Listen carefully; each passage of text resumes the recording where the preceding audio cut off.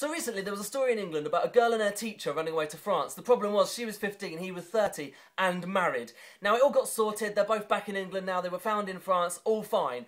But I bet you were probably wondering, what happened next? Like what's the story for these guys? Well, don't you worry, The Sun are right on top of it. They got the scoop of what's going on with that story now. Yeah, who the fuck saw that one coming? But I'm not specifically here just to talk about that. I'm here to do the annual YouTube Nerimon survey.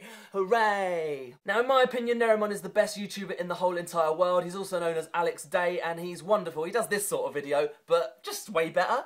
He decided to start an annual YouTube survey which you tag people in and then they have to do the questions afterwards. So basically everyone on YouTube can have a load of fun answering the same questions and make a load of fun videos while they're doing it. Now I didn't do it last year, so I'm going to copy Charlie Is So Cool Like and do last year's questions as well as this year's questions. Let's get fucking started. Why are you called that? I'm guessing the Jake part is just because Jake's quite a good name and my mum's got quite good taste. My middle name is Leo, which is the same name as my younger brother. She just liked both names, and then when she had another son, she thought, oh well, I'm just going to use that middle one that I've already given him. Lazy. And my last name is Graham, which is from Scotland, originated in Edinburgh, where my granddad is from. That's basically it, just an old Scottish name. We've got a crest and everything. Look, that's the Graham crest. Interesting. And as far as my YouTube name goes, it's Albion Jakeable. The reason for that is I call myself Albion Jake on every website. Albion because it means England, and I think because it's like a world wide web, it's nice for your name to include where you're from in a way. So like Albion means, you know, I'm from England, don't I? And it's also like an old English name. And I'm very proud of the old English ways in a way, and I really don't like the way that we're becoming America. So I like that it's kind of an old,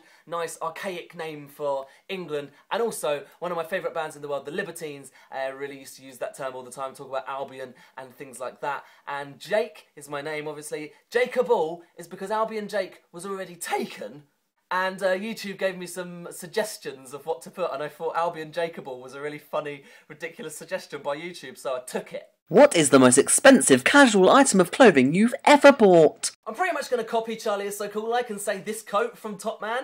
His was £50, mine was £80. That's literally the most I've spent on clothes. I find it quite ridiculous when you like spill something on someone's clothes and they go, oh careful, that was £250.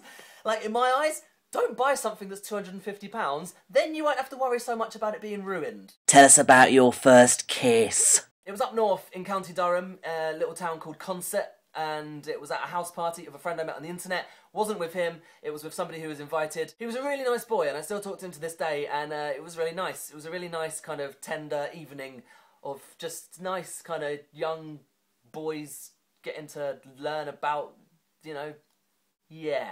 Tell us about your first gig. To be honest with you, I think I'm going to have to don some sunglasses because what I'm about to say is so goddamn cool that you're going to need the visual stimulation to make you truly believe that it's real.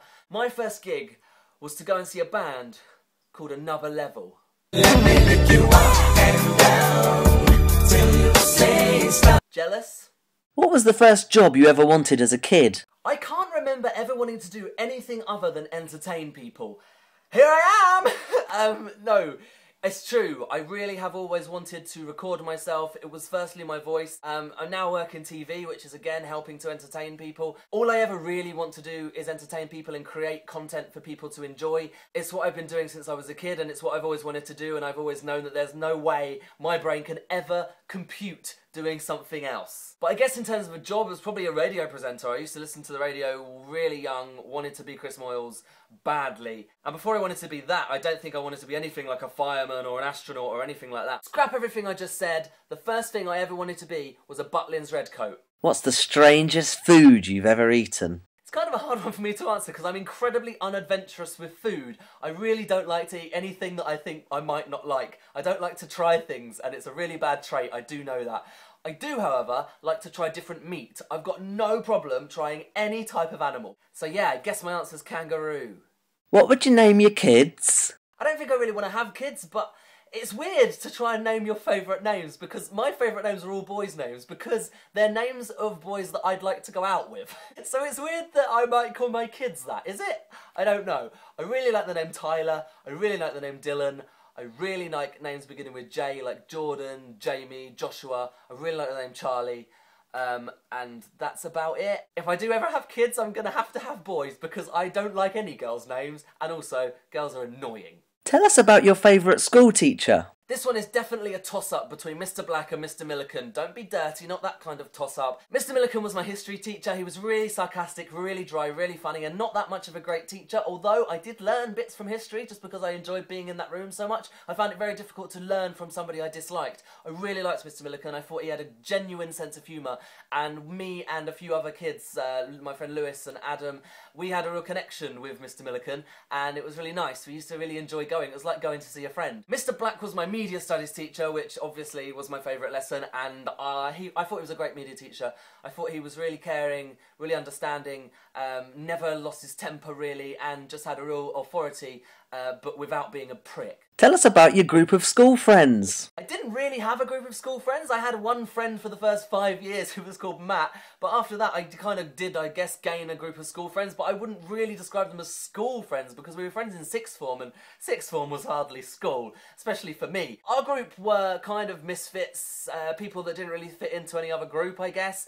A lot of them were middle class. I wasn't, but the others kind of were. They're all kind of from families that are doing alright for themselves, know a bit of money and all that. I guess that's got nothing to do with it really, but you know, I'm just telling you about my group of school friends, aren't I? I think we just got on because of our kind of bizarre sense of humour and our kind of slightly higher intelligence than the rest of the school. Not as in like academic intelligence, but just general like common sense and understanding of the world. What is your favourite place in the world? My favourite place in the world is this city that I'm sitting in right now, London, England. I adore this city. I love its history. So many different things can be achieved here. So many people's lives can be changed. You can meet so many interesting people from so many different countries and backgrounds and different jobs. After 4 years of living here, I'm starting to feel like a proper Londoner. It's starting to feel like home, and I don't ever want it to not be home.